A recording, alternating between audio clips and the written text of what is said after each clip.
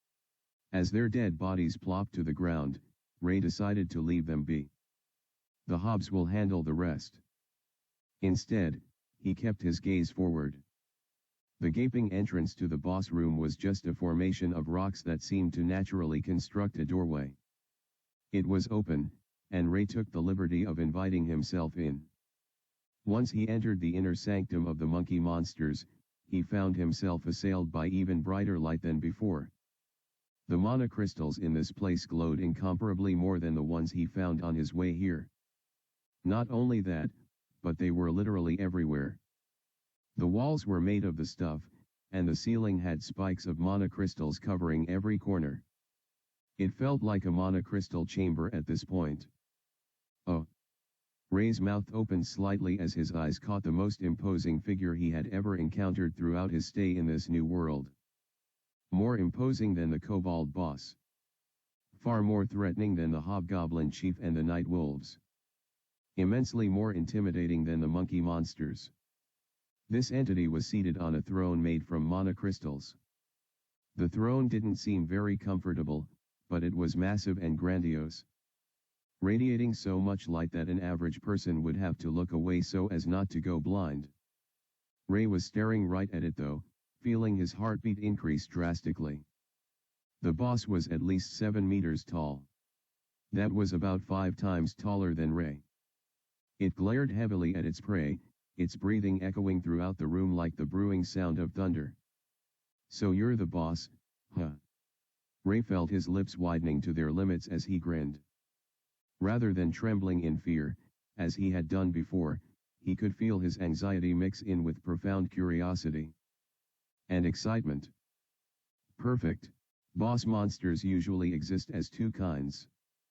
The first kind is the commander type, who is usually surrounded by tons of minions and has a lot of influence over them. It would be difficult facing this boss monster because not only would the challenger have to defeat it, they also have to focus their efforts on the mobs that naturally assist their leader. As a result, parties are necessary for fights like this, whether in a game, or in a world of magic and fantasy. However, there exists the second type of boss. The solo boss. In a way, this one can end up being even more troublesome than the first. At least, the first boss is guaranteed to be defeated with proper teamwork and well-coordinated actions. Since it's a commander type, it's usually weak individually, though exceptions to this exist. A solo boss, however, is an assault type. Its power far surpasses anything a commander can dream of wielding, and one could also refer to this type as a tyrant. Only one thing matters when it comes to subjugating this kind of boss: power. Teamwork and coordination can work for a while, but without sufficient power, it's all pointless. It just so happened that Ray found the boss of the 8th floor to be the second type. An unstoppable tyrant. The 7-meter-tall monstrosity rose from its giant throne as it fixed its gaze on Ray.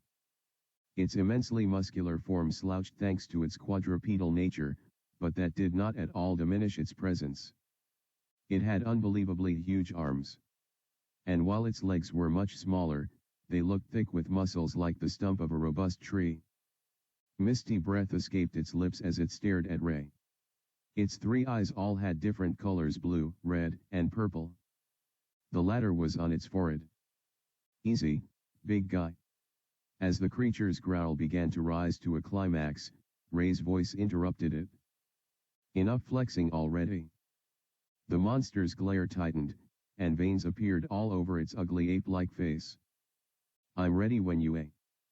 Before Ray could complete his sentence, the beast closed its distance with Ray and sent one of its robust hands forward. Whoosh! Only the sound of parting wind could be heard, followed by a loud crashing sound from the end of the room. Boom! Huge chunks of monocrystals fell to the ground, causing the ground to rumble. This only happened because of the person who had crashed on the wall. Oh wow! Ray's slightly disheveled hair danced all over his face as he used a slight huff to send a strand of stray hair flying away. That hurt. What happened just now was simple. The boss monster hit Ray, and he ended up being uncontrollably thrust to the wall. Using defenses would have been detrimental, so Ray refused to go down that route. As a result, he had to suffer the full brunt of the boss monster's strike. Guess I underestimated why. Once again, the boss monster became a blur and swiftly closed the distance between itself and Ray. It felt like teleportation at this point. Whoom! It sent its fist flying, but Ray was able to successfully dodge the first crash by jumping away from the wall. The result of that evasion was the creatures now hitting whatever remained of the wall. The result: boom! As the loud noise erupted throughout the room, Ray activated flight and tried to glide through the air, but was promptly stopped by resistance on one of his legs. Oh fuck! The boss had managed to grab a hold of Ray's leg right as he leaped away from harm's way. Ray feared what would come next. Whoosh! The creature jumped from its height and flung Ray to the ground. The boy felt like a helpless ragdoll as his body flailed through the air before inevitably crashing on the ground. Not giving me a chance to. Once more, the monster descended on Ray from above, its clasped hands landing fervently on Ray's exposed stomach. Gurg. Both blood and saliva leaked out of Ray's open mouth as his eyes nearly popped out of their sockets. However, this was only the beginning. Boom. Wham. Boom. As tremors echoed in the magnificent expanse, everything began to crack. The ceiling shook, the earth shattered apart, and shock waves sent dents spreading throughout the far walls. This level of destruction was unbelievable. Once the boss monster had gotten its fill of primal violence and senseless rage, it took a good look at Ray's battered body. Urg. The human was lying there, pathetic and weakened. He was too broken to do anything else. Hoo. The boss monster chuckled as it raised Ray up, dragging him from his head. It licked its ape-like lips, revealing a toothy grin. A terrible odor wafted through its discolored but incredibly sharp teeth. Saliva drilled down as it intently observed its prey. This was its moment of triumph, the final act of their brief, but enjoyable dance. Crunch. As the boss monster devoured its prey, it felt nothing. No resistance. No flesh. No bone. No blood. A confused expression greeted its face as it glanced at what was supposed to remain of the prey's body being held in its grasp. It found nothing. At this point, confusion greeted all its senses as it furiously glanced around in sheer disillusionments. Its primitive brain could not properly comprehend what had just happened, but it knew one thing for sure. It had been played. Took you long enough to notice. The voice of its prey suddenly echoed in the air, forcing the giant creature to turn in the direction it came from. Standing there, completely unharmed, was Ray. Looks like projection works well on you. I thought you'd be able to see through it, but apparently not. The monster did not understand what this projection meant. However, it could understand that its prey was still alive. And that pissed it off. As its roars reverberated through the air, Ray's smile seemed to increase. Is it due to your body's lack of proper sensitivity that you were unable to properly feel the lack of impact when you were striking? In exchange for their thick skin, which granted them impressive durability, these creatures had very desensitized nerves on their flesh surface. That was what Ray referred to. I guess the impact from the surfaces, and the wind pressure also helped a lot, so it felt like you were actually hitting something. All the while, it had been fighting a non-existent enemy. The only real strike you landed was the first. After that, Ray had promptly activated projection and watched everything that came next from the sidelines. I have to say, it was quite entertaining. It felt a little odd seeing himself beat up like that, but Ray considered it to be a warning. A warning for what would happen if he were ever to get careless in a fight. More incoherent roars emanated from the beast, but Ray couldn't be less bothered. Did you really think I wouldn't take precautions when fighting someone of your caliber? Thanks to your exhibition, though, I have a fair grasp of your strength. Ray's voice oozed with genuine gratitude, but this only served to enrage the boss monster more. I suppose it's my turn now. Thanks for reading. Did you all think that was Ray for a second? Boom. The very ground shattered into massive chunks as the boss monkey monster BMM for short charged from its position and lunged at Ray. Fury filled all three of its eyes, and its salivating mouth was wide open as it thrust a punch forward. Boom. The air vibrated as the wind parted to make way for the massive blow that rapidly approached Ray. For anyone, this would be the end. But Ray was not anyone. Grand armament. In an instant, all of Ray's body emitted what could only be described as hot steam, and an orange-like substance covered his skin. This armament especially shrouded his hand as he launched it towards the fist of his opponent. Boom! A resounding explosion echoed across the room, and the walls around it cracked. The earth that Ray stood on also broke into pieces. And based on the clash between the two, one would expect that the smaller one would have to recoil thanks to the shock. Rather surprisingly, the opposite was the case. Squelch. BMM's massive hand was completely crushed by the effects of the A-tier skill. It completely tore off, turning into nothing but minded flesh and spraying blood. So even you can't copy an A-tier skill, huh? I figured. Ray smiled. Grand Armament was the only buff skill he had among his list of A-tier abilities. It basically coated the body in a flexible exoskeleton that improved the offensive and defensive prowess of the user. The user would be invulnerable to weaker attacks, and the resistance they had towards both magic and physical attacks skyrocketed. Sure, speed and perception wasn't really affected by Grand Armament, but the power boost alone was enough to compensate for all of that. With just one hit, Ray had easily torn apart the massive arms of his opponent. Don't look so surprised. Ray's voice interrupted the stunned creature before him. We're just getting started. Ray's body moved much faster than BMM could see, so the only thing it noticed was a blur that reached for its bulging chest. Boom! BMM's body started towards its throne, shattering the entire thing in a flash. The blow that Ray landed on him was enough to send him flying without any form of resistance. BMM was now the one who had become a ragdoll. Gurg. It could not understand. How could someone so puny wield so much strength? As BMM struggled to understand, Ray was already right behind it. You good, buddy? BMM, of course, did not understand the language that Ray spoke. But it instinctively knew that he was being looked down on. It hated that more than anything.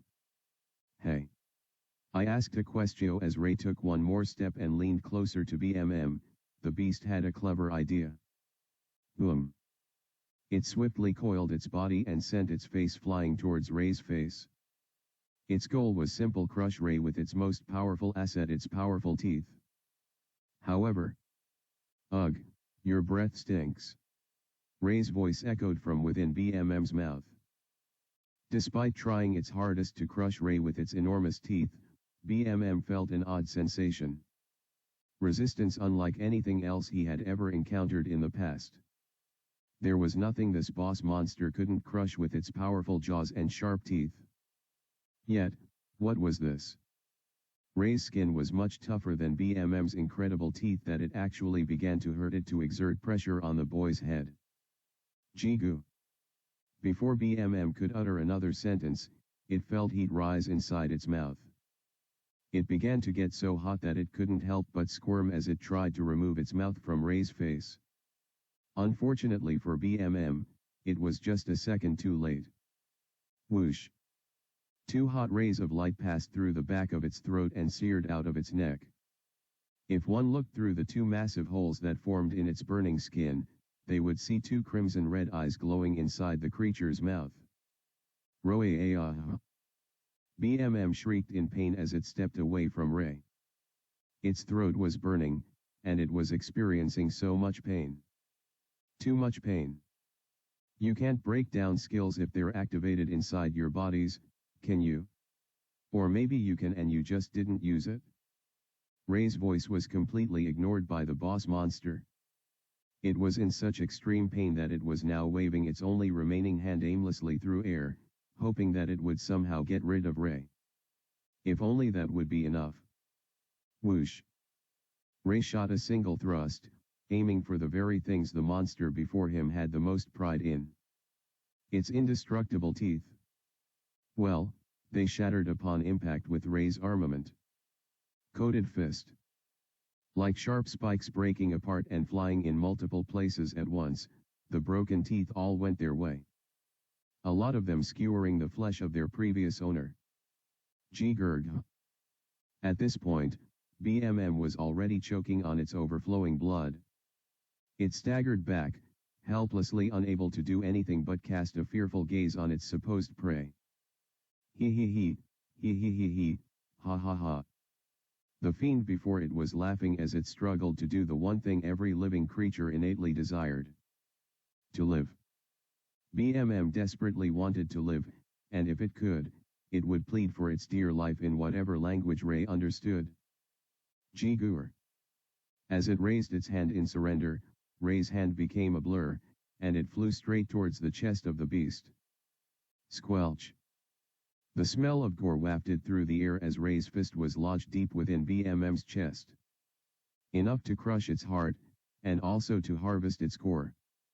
Two birds, one stone. BMM knew at that moment that its life had come to an end. Despite its brief, desperate, and shameful attempt to live, he had been rewarded with evidence that showed the futility of its actions. As Ray's hand slopped out of its chest, dragging its monster core with it, BMM felt its consciousness fading. This was the end. Sweet. It's bigger than the rest. I can definitely sell it for. Those were the last words BMM heard before it finally drifted to the world that monsters go to when they die. The land of nothingness. Thanks for reading. Hope you enjoyed the chapter. Level 19, Ray had leveled up 4 times in the course of this brief event, and while it didn't seem like much, he still found himself smiling at the fact. I've gotten stronger. His goal for the day had been achieved, and that was enough to satisfy him. If I can clear 1 floor per day, and focus the rest of my time on other things, I'd say that's decent progress. Ray would have normally preferred doing 2 if not 3 dungeons in a day, but that came at its own risk. For one, the terrain of dungeons made exploring a single floor very hectic. Doing so could range from an hour or 2 to almost 4. And all of this was without accounting for the fact that he would need to stop to fight monsters and harvest cores. Though he had found a way to circumvent the last problem. Of course, Ray could easily find a way to speed up his journey though. Flight and other skills in the buff category, but that came with its own caveat. Going fast increases the risk of falling into traps or being careless. When moving fast, there were a lot of things one tended to overlook. If this was any other place, then Ray could have easily shrugged off this underlying risk, but dungeon floors were very dangerous and unpredictable places. He could also encounter monsters that gave hard counters to his existing skill set. I also can't afford to burn through too much of my MP. In a place where Ray wasn't certain what would come next, his skills were his only lifeline. Which meant MP was his precious fuel. I have tons of buffs and my base MP is rapidly increasing, but it's still not quite there yet. Most buff skills had duration and cooldown periods, so if he ended up exhausting all of them, he would be screwed. He also had a mana recovery skill, but that was a passive one, and it restored the mana over time. In conclusion, while Ray desired to explore more floors in a day, he simply couldn't afford to, at least, safety-wise. There was just no way to rush through it. Training ends by 2 p.m. I budget 1 hour for my journey here every day, which means I arrive at 3 o'clock p.m. Ray often trained for about 5 hours, which meant he left around 8 p.m. Another hour to travel back, and that meant he would arrive home at 9 p.m. He would take a quick shower and reach the library at about 9:30 p.m. After studying for a few hours, usually 2, but sometimes 3, he would leave around the 12 a.m. mark. It used to be a lot different before, but this was his current schedule. And training the next morning starts by 7 o'clock a.m., damn. Ray had never been much of a hard worker, so it was even surprising to him that he was following such a tight schedule. Perhaps that was why he tried to have as much fun while killing monsters and growing stronger. I really wish I didn't have to go for training. Ray knew that sounded a lot like a child whining about not wanting to go to school, but he couldn't help it. Training was useless to him, at this point. He was already way ahead of the class thanks to reading in the library. As for the practical aspect of training, he felt more productive in the dungeon than among his fellows. Anyhow, I don't think this arrangement will last forever. Ray and his classmates were summoned for a reason, so it only stood to reason that they would soon be made to fulfill their purpose. I don't know when that will be, but considering the nation's desperation, it shouldn't be too long. Ray approximated it to take about 1 more month. The fact that Luciel and Brutus had to leave abruptly shows how grim the situation is. He had a feeling that he and his classmates would be pushed to the extreme when those two returned. And not long after, they would be made to finally explore the dungeon and grind their levels. They're going to find that I've already defeated the monsters for them, though. Ray laughed sheepishly to himself. What should I do? He was beginning to feel a little guilty about the whole thing. The weaker monsters would have served as perfect cannon fodders for them to increase their levels, and now they can't have that. In this world, there was only one way to increase levels. That was by gaining EXP. Depending on the class, EXP could be gained in multiple ways. For example, a scholar could gain tons of EXP from studying, just as a warrior could gain EXP from fighting a lot. However, EXP accumulated very slowly in a long process over time. That was why there was a much easier way to go about it. Killing and gaining EXP. It was a universal principle in this world that one could gain EXP by extinguishing the life of another living entity. Since it was immoral to take human lives, or the lives of beings with sufficient intelligence to be deemed sentient, the perfect alternative was monsters. Monsters were resources useful for quick growth, and Ray was a living testament to that fact. If they want to level up, they'll have to go to the lower floors, and I don't know how easy that'll be for them. Ray surmised that the Royal Council had to have other areas they could use for killing monsters aside from the Royal Dungeon. So he didn't think it would be too much of a hassle for them. In any case, I'll just feign ignorance like always. Ray prepared himself to depart from the floor and call the hobgoblins to clean up the mess he had made and harvest the monster cores. I should probably burn the corpses, but I'll do it tomorrow. Happy New Year, everyone. Thanks for reading. Once Ray left the 8th floor and returned to the hobgoblin clearing, he was once again welcomed by their subservient bows. Ray was already so used to this that he merely waved his hand and they respectfully dispersed to fulfill their respective roles. He called for competent-looking hobgoblins 12 in number and decided that they would be the team responsible for his monster core harvesting. Spending the rest of his limited time bringing them down to the 8th floor and explaining how they were to trail straight down and harvest all the monster cores that were left there, Ray could see that the hobs understood him. Is it just me, or have they grown more intelligent? He shrugged it off as nothing, deciding to remain as skeptical as possible. I'll come back tomorrow to see how they fare. Hopefully they get this on their first try. That would remove a lot of hassle from his future endeavors.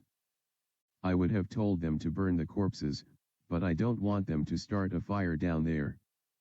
It was better to give them one instruction at a time. To ensure the hobs could make it down and back up, Ray provided them with a rope long enough for such. They would use the rope to descend and ascend, a task pretty simple for hobs. He knew it would be harder to climb back up due to the load of monster cores on their backs, but Ray didn't think it would be an issue. I should get going now. Ray caressed BMM's monster core as he shoved it into his subspace, right beside his rack of platinum coins. There were some items he just had to fit into his subspace, and not just leave them in the hobgoblin hideout. About 45 sacks of monster core should remain with me in Sunspace. And then his spatial ring was also locked in there along with more stashes of monster core, his platinum coins, and finally, BMM's monster core. That leaves only 3 free spaces in subspace S slots, but that's no big deal. He already had the Royal Dungeon staple mask and goggles on, so Ray proceeded to make his exit. Need to get a lot stronger tomorrow. Ray arrived in the royal estate and found some commotion in the compound. He didn't know what was happening, but it seemed there were a lot more than usual taking patrols in the estate. I should probably avoid them. Ray utilized stealth with an array of other skills to blend in with his environment and escape their gaze. As a matter of course, he was successful with it. I really need a shower. I hope everything is fine, though. Ray had a bad feeling clogging his heart, and despite his best efforts to calm himself, the feeling wouldn't go away. Must be the leftover tension from earlier. He huffed, remembering how BMM made him feel during their encounter. To think I'll be fighting stronger monsters than that tomorrow. He couldn't describe how he felt about it. It was a mix of fear and anxious excitement. Ray wanted to do it right there and then, but he also recognized that tons of preparations had to be made before jumping right in. This complicated thought process occupied his mind while his heart raced for some weird reason. He found a few more guards on his way to the Otherworlders' living quarters, which struck him as strange. There are usually no guards stationed this close to us. Not only did the nation believe they could take care of themselves, but having guards watch over them that way would make a lot of his classmates uncomfortable, so they desisted from it. There's also the fact that they can't afford to waste all that manpower.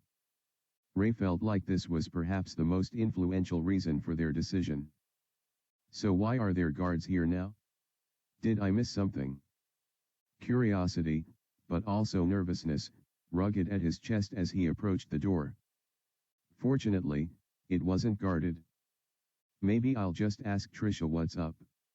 As Ray opened the door, he had a slight inclination that perhaps he shouldn't. He couldn't quite place it.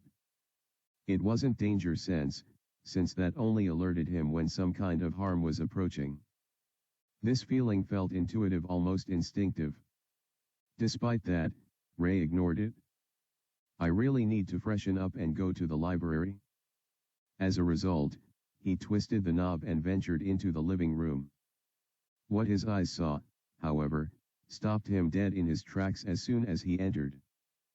What's going on? Right now, all of his classmates were in the living room. Yes. All of them. Guards were also there, about 10 of them, all of them looking like elite soldiers. What is the meaning of this?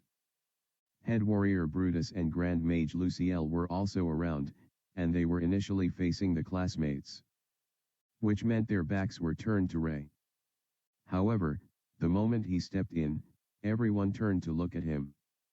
His classmates raised their heads and stared at him. The guards stopped everything they were doing and stared at him, and the two strongest in the nation slowly turned to look at him. Literally all eyes were on Ray. Look who finally decided to join us. Luciel was the first to break the silence with her sweet voice. Despite sounding playful per usual, there was a strange sense of seriousness about her vibe. Ray Skylar, you are. Wait. Adonis swiftly stopped Brutus from saying what he was about to utter. He quickly rose from where he sat among the rest of his classmates and approached the unmoving Ray. Ray, something serious has come up. As usual, Adonis had a very calm and respectful tone. His smile was relaxed, but his gaze felt purposeful. He was being serious right now. What happened? What's going on? Ray's thoughts echoed as he watched Adonis near him. And more importantly, why is everyone looking at me like that? Ray, could you tell us where you've been all day? At this point, Adonis placed his hand on Ray's shoulder. He could feel a slight pressure emanating from his hand.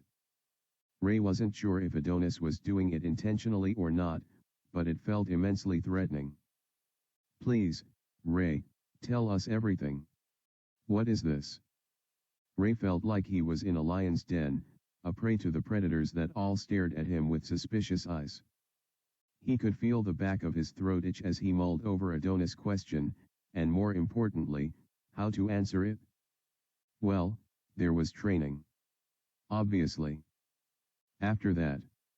Adonis' voice was curt, straight to the point. He didn't even give Ray a chance to buy time and think up an excuse. I thought we could spend our time however we wished. No one ever bothers to ask, so I never thought of an excuse. Besides, wasn't it private how he decided to spend his time? Surely, Adonis knew about this. So why? There had to be a reason why he was being pressured. I should just come up with a believable excuse and...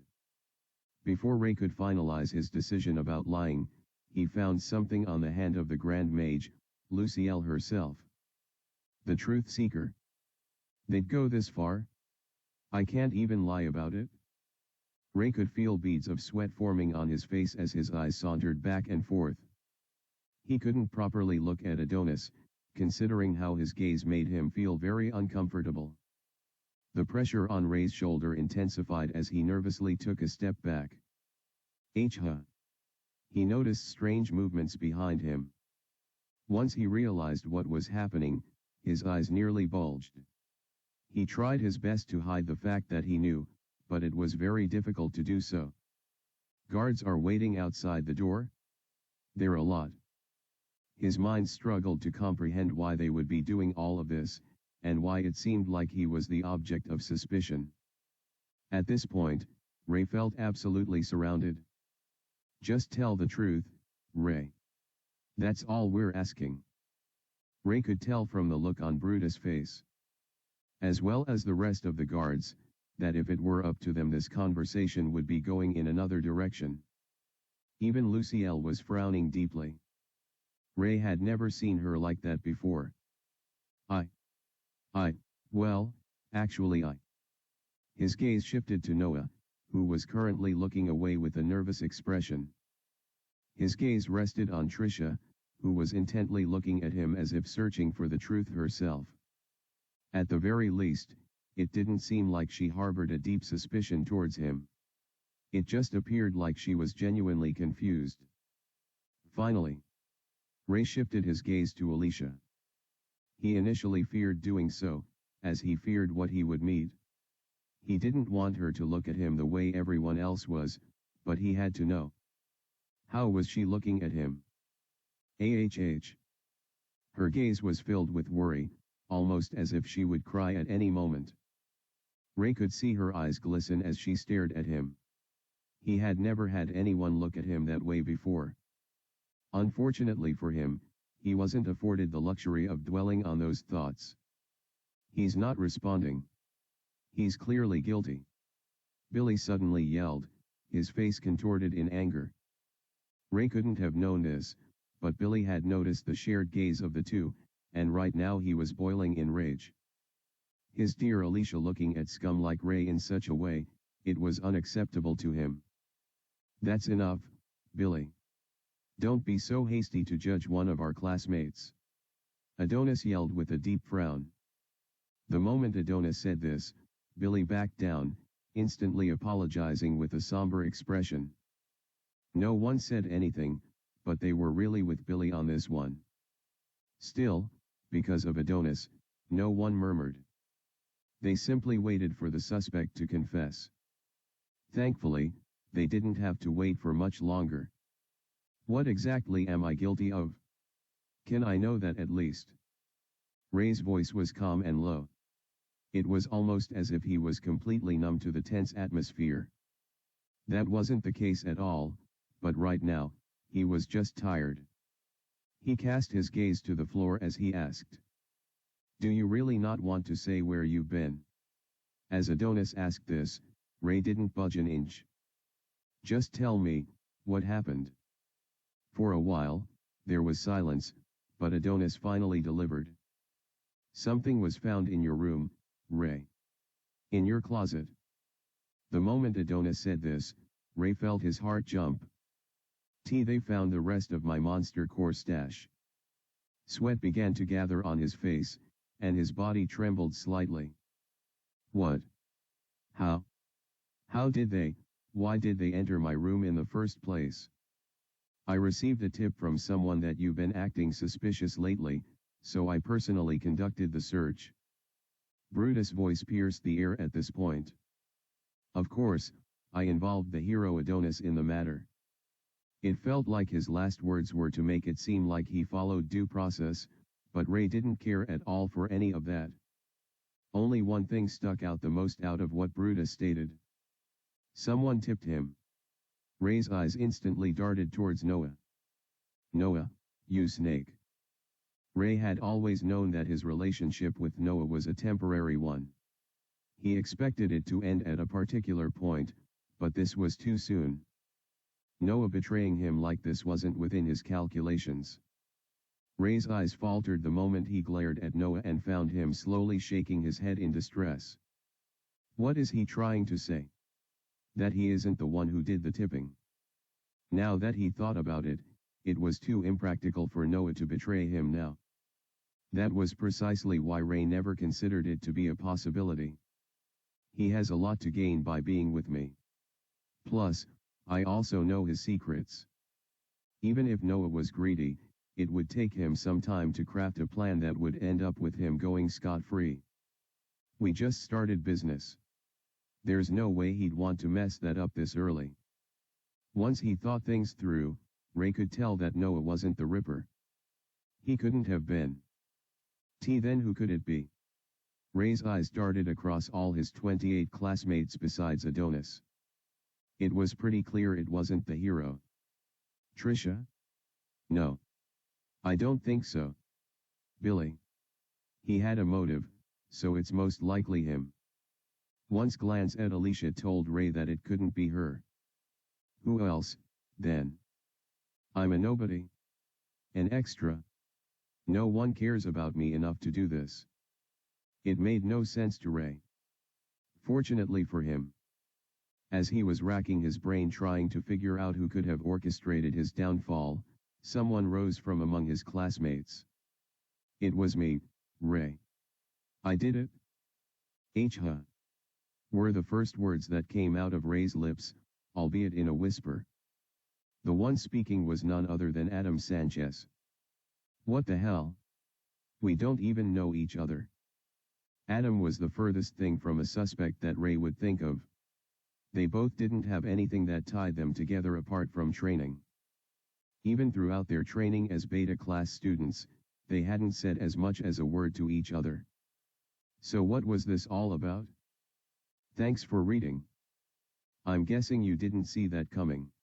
Ever since we started training, Ray has always been suspicious. As Adam stated this, Ray's body twitched slightly. Me? Suspicious? How? As far as he knew, he had done his best to blend in with everyone and act as average as possible. What's with this bullshit? He would often mumble to himself and act weirdly. I noticed all of these things from a distance. The moment Adam said this, Ray ceased his pointless thoughts. He was guilty as charged. But I'm barely audible. And someone like Adam wouldn't have noticed. Besides, was it really that strange to talk to oneself in training? Especially if you were alone with no friends. It was sad, sure, but not strange. But, with how Adam is framing it, and how the current situation is, that will be taken to mean I'm very suspicious. Ray already knew how things went at times like this. He just decided to listen. One day as I was taking a stroll, I found him leaving the royal estate. I wanted to say something, but I ignored it, thinking maybe I was being delusional. Leaving the royal estate was a serious matter. But the way Adam framed it suited his entire persona well, so no one was really surprised that he treated it flippantly. I noticed him doing it a few more times, so I got curious. He would often carry things with him anytime he came back, so it piqued my curiosity. Ray narrowed his eyes as he stared at Adam. Something isn't right here. What Adam was describing was too vague to be realistic, and the anytime he became specific, Ray was sure that wasn't how the events went. I never carry anything with me when I'm coming back, and it's pretty dark when I do so. Also, Adam never specified how Ray left the royal estate since that was a very pertinent matter. I shapeshift into a bird once the coast is clear. If he wanted to expose me, he would have mentioned that. Ray's gaze narrowed.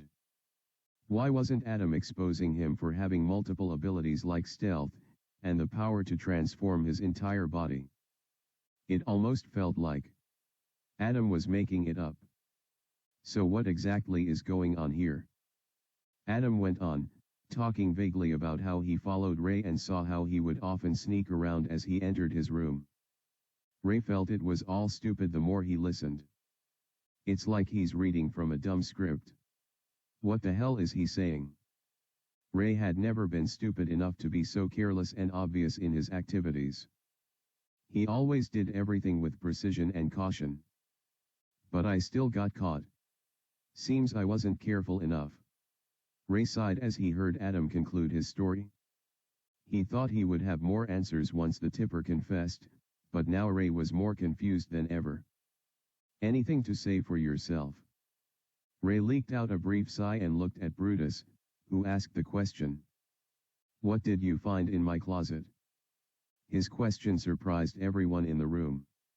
No one expected him to still be acting this way despite all that was just revealed. Ray, just stop this. Playing dumb won't help you out now. Adonis said in a sigh. His expression depicted genuine concern, but Ray couldn't care less about that. Of course, I know it's too late to play dumb. But I have to know. Ray repeated his question with a straight face, refusing to budge. A giant sack of monster cores. We counted at least 100 pieces of C-tier monster cores. The more Ray listened, the more ridiculous the whole thing sounded. However, at this point he was slowly realizing the truth. Someone else is involved. It was most likely not Adam, but the one who put him up to this. I've been set up. Do you have any more to say for yourself? Are you ready to confess now? Ray couldn't help but chuckle to himself once he heard the question. What's there to confess? The current circumstances and testimony is different from reality. The truth seeker wasn't activating for Adam. So Ray surmised that it could probably target one person at a time, or Adam had a special item that helped him bypass the effects of the item. It's probably the latter, since his initial testimony would have been fact-checked by the truth seeker before someone like Brutus took action. This conclusion led to another fact. If Adam had an item that bypasses the truth seeker, then that means the one who set me up has also been outside. Ray couldn't begin to guess their motives. He hadn't made any enemies thus far, and the only one who actively disliked him was Billy. But Billy couldn't be the mastermind. He's not smart enough. Ray thought to himself, though he considered the more practical reasons. Billy is a piece of shit, but he's no rule breaker. He'd never go outside if it was against the rules. Since the malefactor had access to enchanted items, it couldn't be Billy. Besides, knowing how petty he is, he wouldn't need to hide behind a front like Adam to frame me. Billy would personally take the credit for something like this, and he would do so with a smile on his face. Heck, even now Billy was probably grinning at him for his current predicament. Ray shot a brief glance at his former best friend to see what fate he was making, and it was precisely as he predicted. Billy looked deeply satisfied. Prick. Unfortunately for Ray, he had more serious matters to think about. What should I do now? There were two options the way he saw it. One is to just escape. I have enough money and monster cores to live a fairly decent life and start over. He could go to a different city and don a disguise. That would be perfect, right? The Adventurer City was the first place that came to Ray's mind when he thought of where he would go. I'll just start afresh and grow stronger there. However, before he could fully settle on that thought, he had to properly consider his decision. Is that really what I want to do right now? He wasn't even sure he could escape Adonis and the two strongest in the nation right now, even if he wanted to. I don't think I can take on all three of them even if it's just to escape. If he tried and failed, that would be demonstrable evidence that he was guilty. I would also need to show my skills in order to escape. Failing would literally tear down everything he had painstakingly built over the past couple of weeks he had been here. Even in the unlikely chance that I succeed, would I really want this now? The life of a fugitive constantly on the run. The culprit behind this would win. Not only that, but they'll get to keep all those monster cores I painstakingly stockpiled. Ray couldn't have that. And what of all my stockpile in the hobgoblin territory? Will I have to abandon all that stash of monster cores? After considering all of these factors, Ray already knew the inevitable conclusion. I can't run away. Thanks for reading. What do you think Ray should do? Ray Schuyler, you are under arrest for violating the security code of the royal estate set up by the Royal Council of the United Human Alliance. As Brutus declared all of this, he placed his hand on his sword, preparing to unsheath it if the situation demanded for it. Lucielle sighed and shook her head, as if she thought the entire thing was unnecessary. Guards slowly approached Ray, their expressions connoting caution. I guess they're already labeling me as a criminal now. Ray sighed internally. He couldn't have predicted that the last hours of today would take such a sharp turn at the start of the day. Don't worry, Ray. I'll do everything within my power to ensure you get a fair trial. As Adonis said this, he tapped Ray's shoulder. You'll be fine. I won't let anything happen to you. Hearing those comforting words from Adonis felt strangely pleasant to his ears. Ray never really had a strong opinion on him except the fact that he went out of his way to look out for his fellow classmates. However, right now, Ray couldn't help but feel deep respect for Adonis. Please do not resist. Brutus' voice overshadowed the calm vibe that Adonis already established.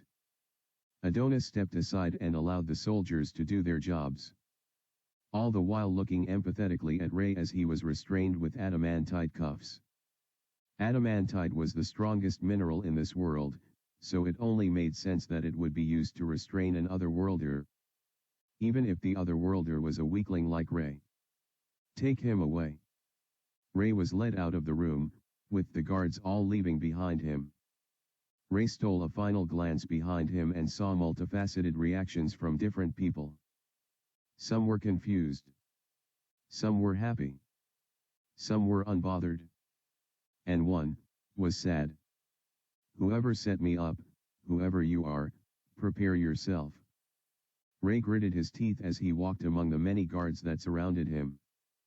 I'll make you regret this. The next day. So, how bad is it?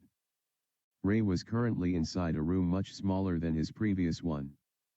It wasn't extravagantly furnished.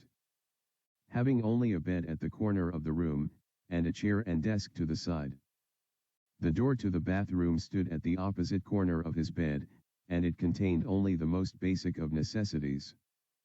There were no windows in this room, and the walls were painted a dull gray. When Ray first arrived here, he felt relieved that he wasn't being thrown into an actual cell. If that were to be the case, he might have reconsidered escaping. Right now, he was on his bed, and seated opposite him, on the only in the room, was Adonis. He had a few guards behind him, but they made sure to keep a considerable distance due to Adonis' direct specifications. He'd go that far to make me comfortable, huh? Ray couldn't help but leak a smirk as he waited for the answer to his question. I still can't believe they put you here. This place is too dirty, and Adonis appeared genuinely upset as he looked around the room.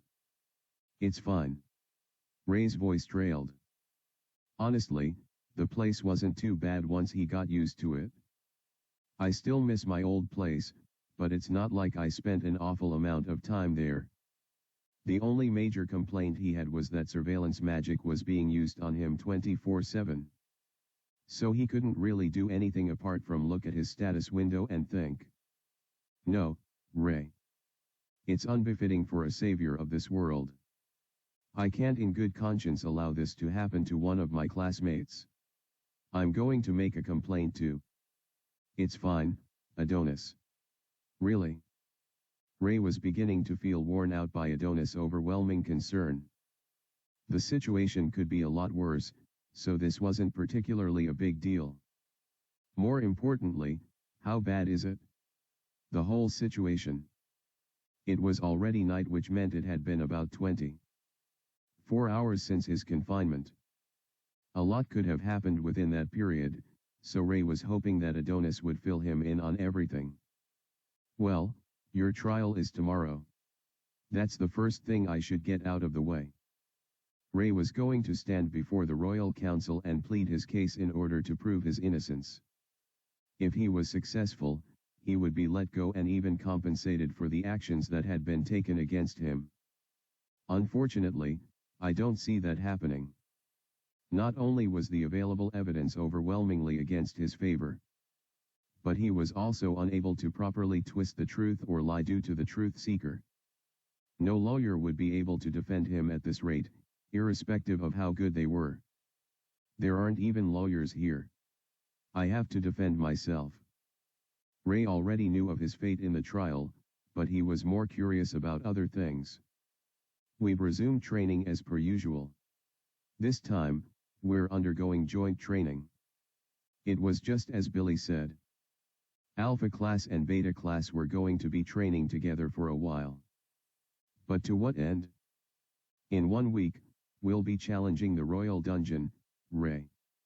Ray's eyes popped open. Things were progressing a lot faster than he expected. Did my arrest have anything to do with it? Or are things really that dire in the front lines? He pondered. Brutus did look a lot grumpier than usual, and Lucielle seemed very much on edge. Ray had initially thought it was because of him, but what if the situation had gotten a lot worse? If that's the case, they have every right to get mad at me for leaving the royal estate and hoarding C-tier monster cores. Ray couldn't blame them. However, he couldn't blame himself either. I'll try to get you out of this place before that time comes. Adonis interrupted Ray's thoughts with his usual encouraging words, and Ray couldn't help but smile at his optimistic attitude. Just hang in there, Ray. I'll save you. Thanks for reading. Thanks to everyone who has been commenting consistently. You're the reason I've been able to continue writing. What do you all think about what is happening? Ray felt an itch at the back of his throat. His stomach rumbled as a few beads of sweat fell from his face. He had been preparing himself for this moment, but now that it had finally arrived, he couldn't help the nervousness that assailed him. Right now, he was kneeling before the 5 members of the Royal Council. Conrad Listrio, as always, sat at the center of the group. His yellow blonde hair was long, and it trailed down his shoulders as he calmly stared at the one to be tried. The woman beside him had a slightly feline smile as she gazed upon Ray. It almost felt like she was a cougar who desired to devour his flesh. The other 3 members of the Royal Council wore neutral expressions. They didn't seem particularly happy or sad. Just stern. Oof. Tough crowd. Ray glanced around him and noticed the number of cold-faced guards that currently looked at him. The pressure was overwhelming. Ray could see his classmates seated on one end of the room almost as if they were members of the jury. Brutus and Lucielle stood right beneath the elevated platforms that the Royal Council occupied. It was all so strange, but Ray took it all in as calmly as he could. I never thought I would get into this sort of trouble, so I didn't bother to learn a lot about the judicial system of this world. Still, he knew they wouldn't be too hard on him about formality since he was an otherworlder. I also know the punishment won't be too harsh. Not only will Adonis object, but I still have the label of an otherworlder. As long as those 2 factors existed, he was at least certain of his safety. Let the trial begin. Conrad spoke up, and the murmurs instantly stopped. Absolute decorum pervaded the royal court, and everyone stood still. Here goes. The first thing that happened was the reading out of all Ray's potential crimes. The fact that he had disobeyed the direct order of the Royal Council stood at the very top of the list. It was followed by trespass and unpermitted loitering within and outside the royal estate. Conspiracy, non-compliance, among other things were also mentioned. Potential act of stealing the monster cores was also added to the list. Ray wasn't surprised when he heard that, even though he could see Adonis and a few others gasp. I mean, think about it. What legitimate way could I have obtained that many monster core? Sure, he was powerful enough to get even more than the amount he was being accused of, but none of these people knew that. To them, he was none other than Ray the Extra. Honestly, I would have preferred to maintain that than whatever this is. Once he was read all the list of potential offenses, he was asked how he pleaded to each of them, and he responded with the only valid option. Not guilty. This was how he was pleading, so he was not exactly making a claim. Therefore, the truth seeker was useless in that regard. However, once that was concluded, the real heavy hitters began. First, all the evidence and testimonies were presented to the royal court. It was essentially a retelling of everything Ray already knew, with a few extra details. Nothing too surprising, though. The sack full of monster cores was also brought out, and the contents were properly accounted for. A total of 115, Interesting. Ray knew there had to be a lot more monster cores, which meant that whoever set him up was currently sitting on thousands of platinum coins. They probably thought that this meager amount of magic cores wouldn't mean anything. Ray sighed internally. I really can't wait till I figure out who this bastard is. Stuff like, we found his signature on the monster cores. And he has no alibi. Were constantly mentioned. The opposition had built up a strong case against him, but Ray already knew all of this would happen. Once they were done with their side, it was finally Ray's turn to defend himself. It's not true. Those were the first words he uttered. The truth seeker did not display any lies in his words. I believe I'm being set up by someone. A lot of what I'm hearing sounds strange and absurd. I would never do a lot of these things. Not without precautions. I'm not that stupid. Ray's thoughts echoed. Once again, the truth seeker justified him. So are you saying the evidence and testimonies are all worthless? Lord Conrad asked with a calm tone. I am just as confused as you are. You can imagine my surprise when I was accused of all this. Ray had found a good way to skirt around the issue so far, but he knew this wasn't enough. The worst was yet to come. So are you saying you didn't have that sack of monster cores in your possession? The moment Ray heard this, he froze. He couldn't lie that he didn't have the sack since he indeed did.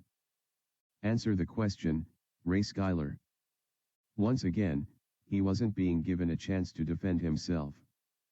Saying the truth didn't need lots of time for considerations and calculations, so if he took too long to answer, he would appear suspicious. A sack full of 115 monster cores? That sounds absurd. There's no way I would have something like that in my room. Once again, the truth seeker verified he was telling the truth. All my sacks had at least 300 monster cores in them. I'm not lying, technically speaking. Ray could feel his heart slow down in relief, but the next question caused it to spike up yet again. What about leaving the royal estate? Do you admit to not doing that as well? The one who asked this question was the only female member of the council, Lady Vita Origa. She looked about 30, with a mature face that anyone would describe as pretty. Her major appeal, however, was her curvaceous body. Her overflowing chest was a sight to drool over, and her thin waist, wide hips, and heavy buttocks could not go unnoticed too. Since she was fond of dressing in body-hugging attires, there wasn't anyone in the nation who didn't know of her amazing figure. Goddamn! Ray himself had thought when he saw her take her seat right before the trial began. From what he could gather from her two ring fingers, she was yet to be married. Ray couldn't believe it. No one in the entire United Human Alliance could. At least, not unless they knew her personally. Ugh. Now isn't the time to get distracted, Ray. Pulling himself from staring where he wasn't supposed to, Ray thought hard about how to tackle her question. ERM. Come on, boy. It's a simple question. Lady Vita smiled as she pushed her face forward while narrowing her gaze on him. It seemed she was enjoying every moment of this, especially the way Ray squirmed under her intimidating stare. I can't think of a way to really answer this. At least not in time. This was already beginning to look like a checkmate. Thanks for reading. Looks like we have MILF in the building. Or maybe not.